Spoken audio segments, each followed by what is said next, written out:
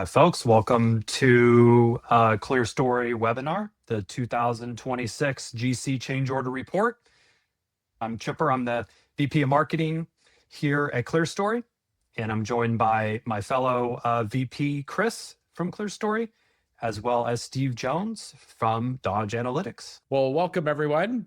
As Chipper mentioned, I'm Chris George, as Vice President here at Clearstory, and really excited to talk through the 2026 edition of the General Contractor Change Order Report. This is the second year that we have, commissioned a survey, an external survey, and are always super interested in the results and then sharing those and understanding what's happening in our industry. And this year, really, really excited that we got to partner together with Dodge Construction Network. And I'm thrilled that Steve Jones, the Senior Director of the Industry Insights Research at Dodge, can join us. He led the research, and so I'm excited to share the stage with him today as we discuss what we learned.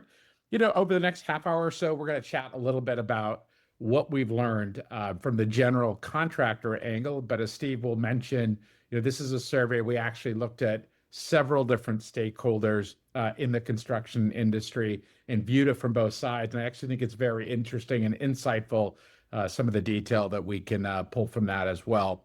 So with that, Steve, let me hand it off to you. Really excited to have you here. Tell us a little bit about how this all came about. Sure. Thanks, Chris. My own background, I did 20 years in architecture and engineering as a principal with one of the big firms here in the Northeast. So I certainly had my share of being a participant in the change order process on pretty much every project I was involved with. I did 4 years as a vice president with Primavera, which was also very good for me to kind of get a grounding in technology and how technology plays, especially among the contractor segment. I was asked 23 years ago to come with Dodge and start this industry insights research group. This is the biggest industry on the planet Earth by a very large measure. But unlike any other of these big capital intensive industries, it is incredibly fragmented. Every project is unique, and often there are people who aren't really familiar with working with each other who get pulled together around I will admit, somewhat imperfect design that's been documented for them to execute. And so it really helps, I think, in terms of what we do to help people understand, where does this process stand? Am I the only one out there struggling alone in the wilderness with change orders? No. Welcome to the tribe.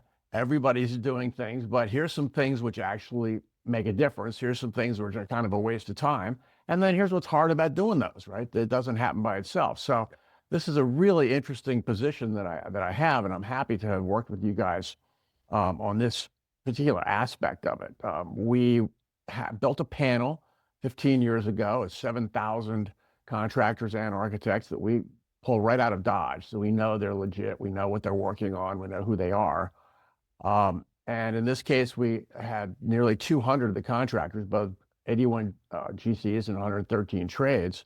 And we made sure that we had the whole realm. We had the C-suite folks, executives, project and cost managers. We had the estimators. We also made sure that we went across commercial, institutional, and industrial types of projects, because we really wanted to capture what does the change order process look like right now. And this is very recent. We did it just in March and April. So this is both a broad and a very current read on the market. And so I'll toss it back to you to start taking folks through some of the findings. Yeah, looking forward to it. It's a great intro too, I think, about the industry and what makes it so unique, Steve. So we'll definitely highlight that as we go through it. So for those of you who don't know Clearstory, I'm not sure there's anybody in the entire industry that focuses on change orders as much as we do. And we have been for the last 8 years. And at this point, Clearstory is at scale across North America with over $2 billion in changes shared monthly. And I think interestingly, like a very large participation of both general contractors and specialty contractors operating in the platform. So we also, not only do we talk to a lot of people about this, but we actually also in our own network, our industry network, see so many folks participating in this process, and we gain a lot of insights. Then I'll share some of those today as well. And so our platform is intended to bring folks onto a common platform to transparently share out of contract work and the costs related to that, and to work through that process. And I'll talk to you a little bit about our sort of learnings on what this process looks like next. If I were to talk about, the problem of change orders, I'd actually take it to one of our customers. Senior vice president's been around the industry a very long time. He describes this as construction's most friction-filled process, which I thought was a really apt descriptor that I've kept with me now for a while. And I think when you take a step back and like unpack that, why that is, it's quite simple to see. A change order, to work through its process, takes at least 3 parties, but usually a lot more, to work through to resolution. And importantly, it's important to note and remember that it's a very iterative process. One party will work with another to communicate, to track what they communicate. 2 parties then need to review and reconcile what we sent to each other. There's probably likely a revision. Today, we'll talk about the number of revisions that we'll work through to ultimately get to resolution. And from a general contractor's perspective, they're stuck between them and 25 to 40 subcontractors that they work with, and then upstream with the owners or the owners' representatives and their cost consultants and a group up there that they work with. And so it's an incredible amount of work that's happening iteratively back and forth. And the tool sets that exist today are really challenging for people to communicate and align. And so they're really left to common platforms like email or spreadsheets that we're tracking and sharing back and forth each other to stay aligned. So it's quite a challenging process to address. And with it come a series of issues that that this survey has certainly highlighted as well, this study. So let's click forward here, and we'll kind of get to the first one here. First of all, we've asked this question now every year, and again, folks are feeling like change orders are on the rise and more frequent than they were over the last sort of 4 or 5 years. And there's other supporting research that also brings this, to light. DBIA has said that the project delivery method of design build is going to be 40% of all projects in 2028, from roughly 20% sort of a half decade ago. So just naturally, contractors and owners and subcontractors and general contractors are entering into agreements much earlier than they had before, with more and more things undefined at the beginning of that. Yet, as I just mentioned, the tool sets to align outside of everyone's personal financial software that they have, they're relying on predominantly email as the communication method back and forth, sharing static documentation like change order logs or PDFs of change order requests. And so this industry has a process, but it's very manual and siloed, of a lot of sending things back and forth and then storing them in different areas. And then the team's challenged to align on that as well. So this is sort of the first, I think, finding is just the volume being up in the tool sets, and that inevitably leads to sort of a lack of alignment there as well. Steve, any of your takeaways early here on this data point? Yeah, I think it's important for folks to know one thing here. Oftentimes in the studies that we do, we see big differences between the largest firms. They tend to have more standardized processes, the mid-sized firms, and then down to the smallest firms have the least. This use of, let's call it just the more primitive tools, this went across all sizes. This is not one of those small firm problems. It's just how most of the industry seems to operate today.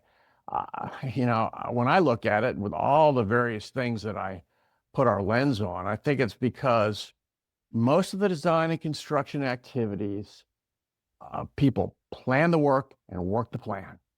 Do your estimates, your schedule, all these things, right? Changes by their very nature are never in even the best plan. right? Yeah. And so, in a sense, it's not surprising people simply default to the things at hand, right? Build a spreadsheet of this stuff, email this guy about it. All right, hey, just go out and manually write down some stuff and give it to me on a piece of freaking paper, because it's just outside of that, plan the work and work the plan. And every company ends up basically just becoming reactive. Yeah. 1,000%. And I think just the industry itself, unlike other industries, there are so many environmental factors that impact the day-to-day of all these people getting to get together. It doesn't even matter if it's internal or external, but whether it's delivery of goods and materials or it's weather impact or what have you, it's an incredible amount. And then it's also somewhat of a transient industry, like the changing persona and people that are involved in a project all sort of contribute to quite a bit of this changing.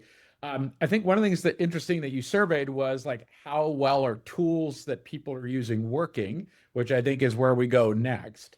And I think this is where you ask folks to grade themselves on how comfortable they are with the tools they have and their processes. And there's not a lot of confidence, I would say, from what people are doing today and the feeling that they've got a really good handle on this.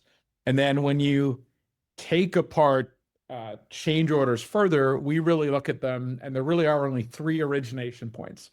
You're either changing something in the design, and from an owner or an architect or then general contractor perspective, you are requesting pricing for a change. So you're soliciting pricing, if you will, for a change that the subcontractor gets to estimate for you, and then you make a decision on it. So it's one kind of sort of change. The second is field directed. So in the moment, changing conditions out in the field, something's unidentified, and to keep moving, you don't have time to estimate. And so folks will proceed under direction of the general contractor. And most of that is typically tracked on a time and materials basis, as opposed to estimating what the cost of that would be. So T&M, we'll talk about that. And lastly, subcontractors are participating in this as well, and they'll discover things that aren't part of the scope that they were given or what they bid on, or they're experiencing things that are impacting, their execution there. And so they'll deliver something to the general contractor the contractor didn't ask for, but that they feel like is due to them. And the general contractor then needs to review that and discuss it and work with the owner on its merit and those sorts of things. The latter two kinds, if there's three kinds, solicited, T&M, and unsolicited, the latter two kinds are by volume. I think the data said it was about 50%, just over 50% of the volume of changes. But from a risk perspective, certainly is the highest risk and is the area that people feel like they have the least process and successful structure around it. Steve, that was my takeaway from this, is just like looking at it. What were your thoughts around this? I agree with you completely. 23 years of doing these surveys, I continue to be, and let me just get this out there, happy and impressed with how honest people are willing to be in this industry. When we did ask them to rate the effectiveness, I believe they're telling us the truth. Very few of these folks feel, I'm highly confident, right, in my process. So at first, I just want to say I think this is a good reflection of the honesty and the true interest in improvement that we tend to see. Contractors are willing to acknowledge that their own process is the weak point, because one of the things I see consistently across all the things that we study is that the idea of certainty is probably the single most important currency in terms of decision making and path forward. How certain are you that what you're about to do is the right thing to do, right? And when you're seeing that you have so few people who feel like their system is very effective, i.e. giving me that kind of certainty, this is clearly an area that needs a lot of help. Yeah, for sure. And as we shift to the next one, I think it just reaffirms what we were talking about here. I will say over the last 5+ years, I've talked about 25 to 30 operational folks, whether they're project managers or vice presidents of operations within the construction industry, both on the specialty and the general contractor side. And I think the thing I do want to just reinforce, it's not like people aren't trying to do a great job. They are. I think sometimes they're like, oh, the system, the process, like, no, like they're moving at light speed, managing an incredibly dynamic environment.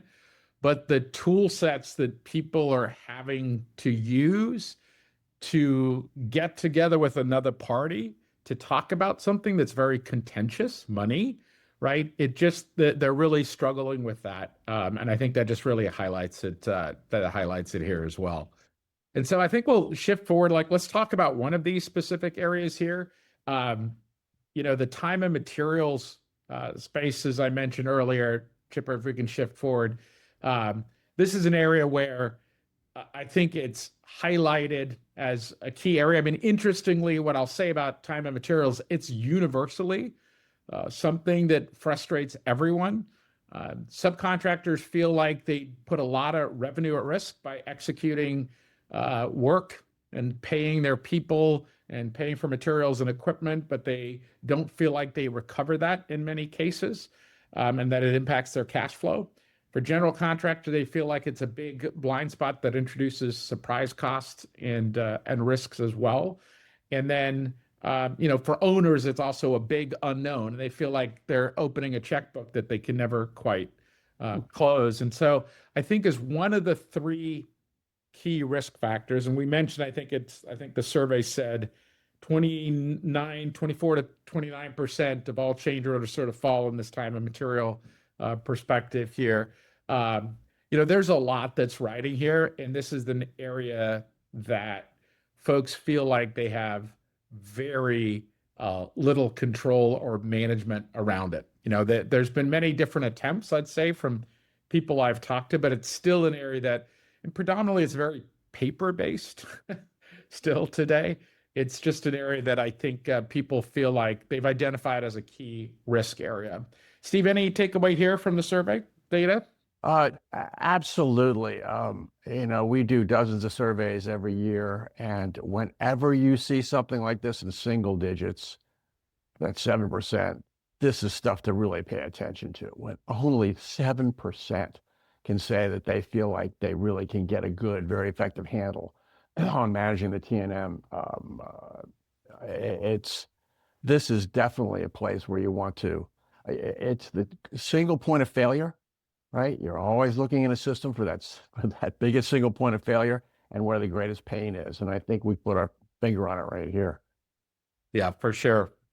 Yeah, and interesting as we shift forward to the next, finding, I think that this one's also sort of shocking, and this is where we tie into the specialty contractor responses into the survey. But there's a really high percentage of general contractor responses where they feel like they're getting surprised, and that of the unsolicited change orders that they're getting, that they're not privy to them, aware that they might be arriving them. And the trades have a different view of that, so there's already a gap there. I think the other part is to the far right. Is I think with the survey, it was asking how often do you, Mr. or Mrs. trade partner, begin work under the direction that you're being given without having a change order in hand. And it's a very, very high percentage. And I think that reflects reality of the dynamic nature of construction projects and trying to meet schedule. But in a way, people are pushing the cost conversation down the road. And that inherently also brings its own challenges. And like, I think later we'll talk a little bit about documentation and awareness, but this one was like a pretty, surprising stat. But what I loved about it, Steve, is how you looked at both views, right? The specialty contractor view and the general contractor view.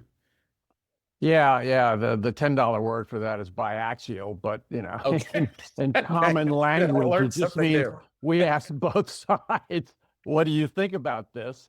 And could compare that, right? So you get that fully informed finding that way.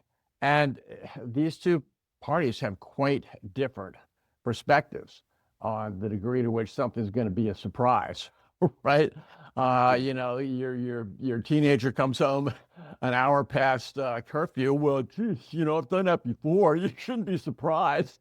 Yeah, It's just so baked into human nature in so many ways, but it's just that lack of communication, right? That misalignment, though, in this case, oh God, it generates so many and probably unnecessary downstream disputes. yeah, And I also want to touch on that 97%. The fact that pretty much all trades are going to start work sometimes before they get that change order. Uh, to your point before, I think it reflects the good intent, right? Everybody's under immense schedule pressure all the time. This change happens that's going to immediately potentially impact the schedule. And they want to do the best thing for the project. They'll just say, I'm going to trust the system, right? And I'll just start doing this work and it'll all kind of work out. But unfortunately, the system is the problem, right? And it doesn't always work out. And the disputes turn into problems and underpayments and downward negotiations and all the kinds of other stuff that we get into in more detail in the report. But I just want to say, I think that represents another really great human aspect of this business. Everybody wants to try and do a good job and keep for the sure. project on track. Yeah, Nobody plans for these changes. When they happen, stuff happens and you deal. yeah, 1,000%. I think the intentions are always good there, and is needed in many cases. But I think the the ability for people to capture what's happening, to communicate it. I think the other part that's not highlighted here is like the field in the office. Like oftentimes it's the office, I'm going to use air quotes there, right? The project managers that are predominantly working in the office that are interfacing with the office folks at the trade partners, yet it's the field folks, the foremen and the superintendents that are working on the job site day to day that are executing a lot of this. And so there's a gap there on both sides. And then I would say biaxially, if I knew what that fully meant, Steve, but yes, but then all of these folks working together and communicate and stay aligned is inevitably part of that challenge. Let's talk about like where this goes from a cost perspective. And this is obviously not, I think, a big surprise, is that part of the biggest frustration, I think, not only around the process and the tension in the system, but ultimately this impacts costs, and nobody loves that, right? Doesn't matter whether you're an owner, whether you're a general contractor or a specialty contractor. We start a project with a certain expectation and then end up not quite where we were. And to some degree, like some projects stay relatively true to where we thought we'd be, but in a lot of cases, a lot of things will change. And the more interesting part here is, I think, is the top factors driving this, just the unanticipated cost or late costs that pop up. Late costs often being things where work's executed and the costs come in later. People didn't fully account for it or didn't complete understanding, have a great understanding of it. I think there's also, from the general contractor perspective, sometimes from the owner, like when they start a project, really don't know the owner, or don't know, obviously, from a design perspective, how much which will change. And then, is the owner ready for the effort that's required to work through that and what that looks like? And I think lastly, I still think there's a gap in documentation and sometimes an understanding from the trade partners of what's needed for a general contractor to successfully advocate for them to get change orders to be paid for, right? And so I think in a lot of the conversations that we have, not only is there a review process dynamically that's happening, but then there's like this frustration around the backup that I, as a general contractor, need to sort of get this approved on your behalf. So I don't think there's a big sort of takeaway here, other than we know the drivers behind that. And I do think this shifts then into where we're going next, which is just kind of the dispute side of this, which really builds off of, I think, this review process. So a couple of really interesting takeaways. Over half of change order requests need revisions, which is like a shocking amount. And when you think about that iterative process that I just touched on very, very early in this conversation, that means you're opening up another round of back and forth of sharing information, new information, understanding what the old information was, what the new one is, and bouncing that back and forth between folks here. And so I think the revisions are, pretty surprising here. And then inevitably, when disputes do occur, there's obviously a lot of priorities here that were surfaced as well, right? Things being late, being incomplete, or pricing not reflecting what was agreed to. And so there's a lot that I think that the general contractor has to stay on top of in this process. But then the revision cycle sort of introduces a whole nother piece. Steve, any takeaways here? Yeah. We put the 52 in there for 2 or more, but we did survey folks for how many, and there's a remarkable number that's 6, 7. It's a messy process, and that's the thing I think that if we want to look at a root cause, that I'd like to underline, because every extra round is days of very precious schedule time. And then, of course, it introduces yet another handoff where, as we all know, things can fall through the cracks and things can compound very quickly and not to anybody's benefit. Yeah, absolutely. So ultimately, like, where does this go from a bottom line perspective? I think these are the next 3 things I would say are what typically when I chat with operations executives at a general contractor, why are they looking to do something? Why are they looking to invest in discovering if there is a better approach or a better way to this? And it boils down to sort of 3 things, 2 of which that are on the slide. First of all, just about everyone has experienced some sort of fee erosion due to change order negotiations where there's a negative outcome for the general contractor and ultimately they cede part of their fee. In some cases, it's quite large, and most general contractors have some horror story where they've gone upside down on something, as do trade partners, by the way, as well, right? I think the other element of this is the delay in closing out. Like, one of the truisms of this is, like, it doesn't matter how much we bicker about costs, but for us to close out a project, we're going to need to come to some sort of agreement or we're going to need to go to court, right? And so the delay in the cost side of this is pretty astounding on this as well. And change orders have a material impact on this as well. So that's 2 of the areas that I think really hit the bottom line of the general contractor. But in this survey, we also surveyed the human impact. And I thought this was astounding and really just kind of, it's part of Clearstory's mission to focus on this. I think this is why we do what we do, because I think we're learning change orders have a really material impact on the people in construction. There is a lot of tension in the system because you're trying to stay on top of something that's very volatile and dynamic. And so there's a lot of stress in the system to make sure that you're right on your numbers and the dollars, because obviously folks are in business to make a buck. And it also then the second part of that is like, what difficult conversations do I need to have, either with an owner or downstream with a trade partner? And so these data points were like pretty astounding, Steve. And I think like shocking how much change orders are impacting things like job satisfaction and stress. And I think, to the credit of the executives I work with, they're aware of this. They're very in tune with how much time is being wasted, but also how much stress is being introduced for this. And there's just got to be a better way, especially in a labor market like today. Steve, I didn't know if you had any other take on this. I know we didn't pre-script this, but like, any thoughts on this? Because this one, I was really happy that you surveyed this, but I was sort of sad to see the responses. Yeah. And I want to thank you guys for making that a priority, to try and capture this human side. Because at the end of the day, this is a people business.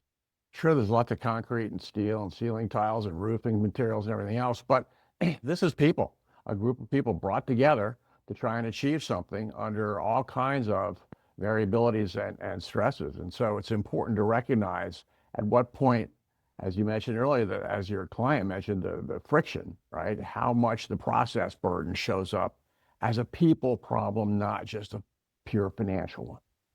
Yeah, absolutely. So I think those are the big drivers for change, like that I hear from clients that are looking to address this is, yes, there's a financial one, yes, there's a closeout one, but lastly, it's really a human one as well. So I'd encourage folks to explore what's out there. We're certainly happy to engage with you on that, or dive into this report first and kind of look at these findings a little closer. Steve, what did you see then from the GCs that maybe have more either experience with this or a bigger focus on it? We looked at, since we had these a couple of hundred very detailed responses, we looked at each respondent's process, how they're handling change orders, what technologies they are or not using, what kind of tracking behaviors they're engaging in. And then we could also compare it to what each of them said about the levels of difficulties that they're having and the relative effectiveness in dealing with various aspects of the change order process. And that gave us all the raw materials that we needed to develop a maturity index. And we hadn't seen anybody do anything like this for this aspect of the industry before, but it's really there to help people understand the broad scope. Again, you're not alone in this.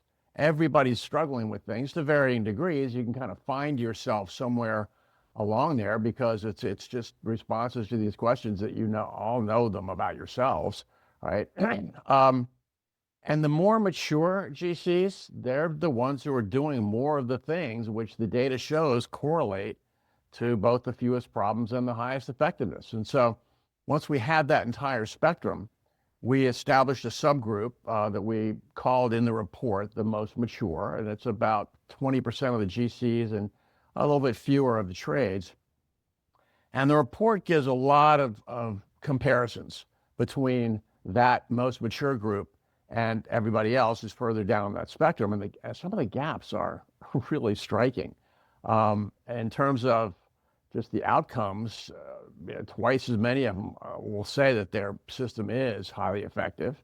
And in terms of an example of a behavior, 2/3 of those most mature say that they are actively tracking the important KPIs related to change orders versus just 29% of everybody else. And so you can begin to see what behaviors seem to correlate with better outcomes, fewer problems, less headaches, therefore less stress on my staff, therefore less fee erosion, all those kinds of negative outcomes that can happen, right? And so we try and just simply build a road path towards this maturity. And it's really important to understand that even those most mature are nowhere near perfect.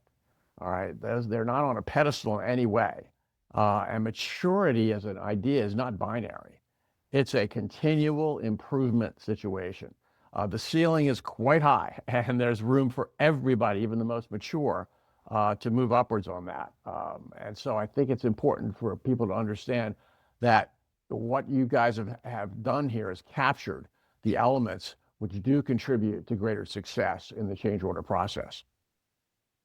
Yeah, it's great to see you build out that model and sort of take that new lens on it. That was certainly new for me. And I think just in talking with many of the folks, and I would argue at this point, I've seen like so many different folks approach this process.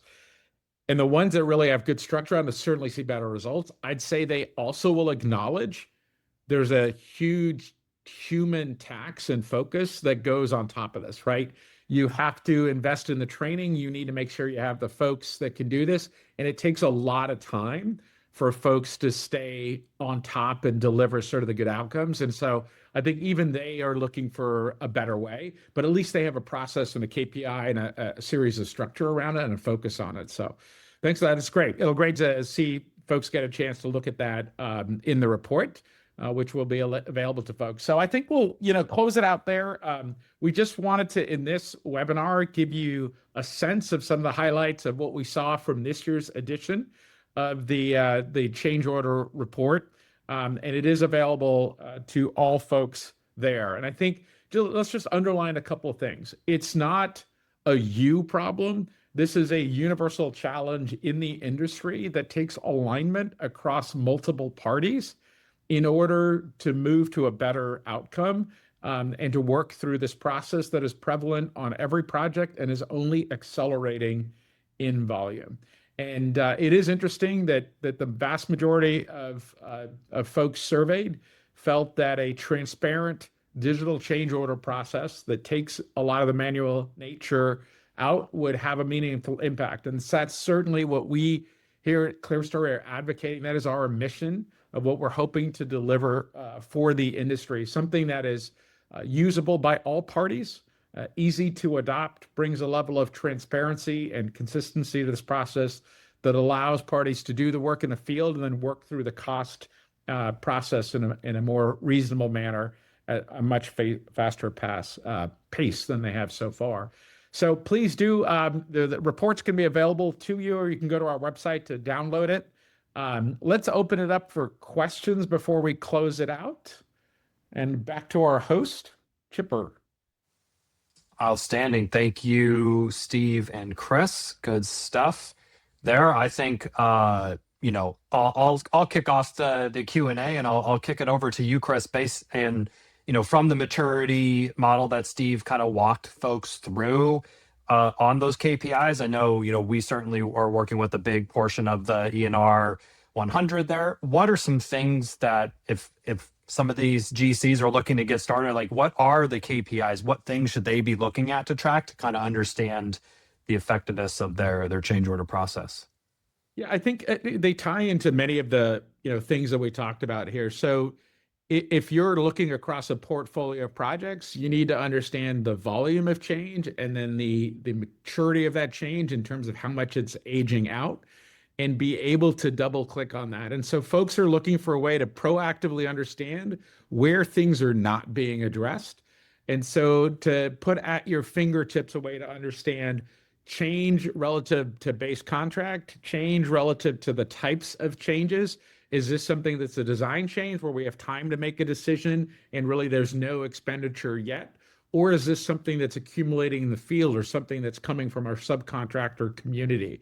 So I think most folks kind of know what many of those are. Their real challenge is getting it consistently at their fingertips without requiring thousands of hours of digging through emails and pulling together disparate data points to do that. So those are some of the key ones. I think the thing that Clearstory uniquely brings, because we bring multiple stakeholders onto the same platform, and we timestamp and track all activities as they occur, we're starting to get behavioral data. So with that, you can start seeing how long are things sitting in different courts. You can see where your bottlenecks are building and whether you have consistent bottlenecks where you need to apply additional resources, maybe re-explain a process or talk to a particular subcontractor. So that's some of the data that we're now able to aggregate to allow folks to be more proactive. We enable automated days aging reports to see where things are aging out. So I think those are the keys, Chipper. Like there's a number of key things to just visibility, I would say, as a whole, but now really combining that with timing and behavioral data is critical to understand, issues at hand and issues that are brewing. Great. Thank you so much. We have another question in here for both of you. And Steve, I'll start with you, and now Chris can have a few more moments to think of an answer there. But what was the most staggering or surprising data point throughout the survey on the GCs that really stood out to you, Steve? And I'm really curious for your answer because you're doing this stuff 24/7, 365 for the last 20 years. So you've seen a lot of data points. So I would love to hear which ones are popping out to you. Yeah, I have to admit that I was glad that we got such honesty around the relative effectiveness of people view their own systems. But of course, it's terrible that so few feel like they actually have something in place that manages this effectively. Something else I was really happy to see, and we often don't see this in all of the studies that we do, is people recognizing when you describe what a more optimal solution would be, they say, yes, that would really help me. Because everybody in this industry is faced with so many grease fires that they have to deal with, that you bring them this and you say, is this worth your attention to fix? Oh, nah, man, I'm more interested in managing my equipment. That's where I got my biggest fight. No, everybody said, oh, man, yes, this is pretty suboptimal, if not broken. And yes, the kind of transparency you're talking about bringing here would be a godsend. Yeah, I was very, very happy to see it, because oftentimes it's like, you know, the biggest enemy to progress in this industry is good enough. You know, it's good. You know, I keep making my boat payments. Yeah, it ain't perfect, but life's okay. You know. Oh no, and not with this. This people were definitely jumping on top of, saying, yes, I'm hungry for something that will do a better job than this kind of ad hoc thing I'm mostly dealing with. Yeah, I'd build on that and just say, like, the status quo of anything is like the hardest thing to overcome, and people are, understandably skeptical. I think with all the technology they've tried to deploy to solve problems, they're skeptical that, things can change so dramatically. So that's kind of part of what we'd face. Chipper, I'd say, like, for me, I was disappointed, but like not surprised with the responses around the impact on humans. We hear it every day. And I honestly, coming into this now, both of my sons are in this construction world now as a superintendent, as an assistant project manager, and I see it, the impact on them in their day to day. And I think the impact on humans was disappointing, and it really sort of energizes me to want to do more. We just surveyed the largest general contractor who'd been using Clearstory now for a long, long time. And across their projects, we looked at a small and a large, and a new approach is saving them over 17 hours a week. So like that for a project team, it's not one person, but like 3 or 4 people saving that kind of time. The other thing that we didn't measure is like, what does that do to like reduce your stress level, right? But like, it's just I think we have to do something about this. I think the industry needs to focus on this. And so it just reinforces our mission here at Clearstory, Chipper. Great. Cool. Last call for any questions here. We got some of those out the way, but just as a reminder, and as Chris mentioned as well, we'll send a follow-up email to you all with this recording, as well as a link to the report, which is incredibly detailed and thorough, that we were pleased to partner with Dodge and Steve and his team on. Cool. So really appreciate everyone tuning in. Keep an eye on your inbox for the email and the report. And then if you're interested in hearing sort of what the specialty contractors are thinking as well, we also surveyed the specialty contractors on this. So Steve will join us again next month as we're going over the results for the specialty contractor report sometime in July. So stay tuned for that to kind of see how some of your downstream partners are feeling and how you can improve those relationships as well. But Chris, Steve, thank you so much for your time, and we'll see you all later. All right. Thanks, Steve. Bye-bye, Take everybody. care. Bye-bye, everybody.